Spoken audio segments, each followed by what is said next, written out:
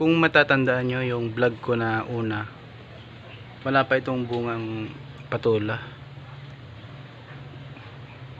Then may nagturo sa akin na kapunin ko itong patula. So ito na yung resulta, guys. Ito na. Ang bilis mamunga. Ang lalaki pa, oh. Ganun pala yun. Kinakapon pala siya. Ito na yung mga bunga niya. Mga haba, oh. Ayan, oh. Ang daming bulaklak dun sa taas, oh. May mga maliliit pa. Ayan. Kala ko hindi totoo yung kapon na yun. So ayan ang resulta. 2 weeks lang. Ito pa, oh. Ayan, oh. Ito. Ang dami rito sa taas. Dito. Ayan.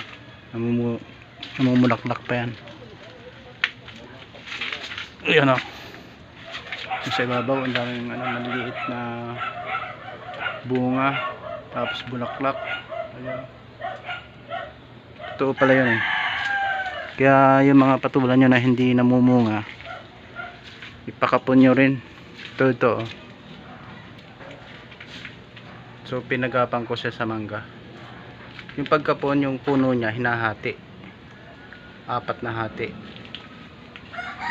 May nagturo sa akin na magaling magtanim ng patula. So ayan ang resulta, oh. Yung lalaki na, oh. Bala kong gawing binhito kasi mataba, oh, tsaka malaki siya. Gandang klaseng patula to, guys. Ayan, oh, gayahin niya yan, oh. Isang puno lang to, pero pag dumami to, ang dami na. Ayan, oh.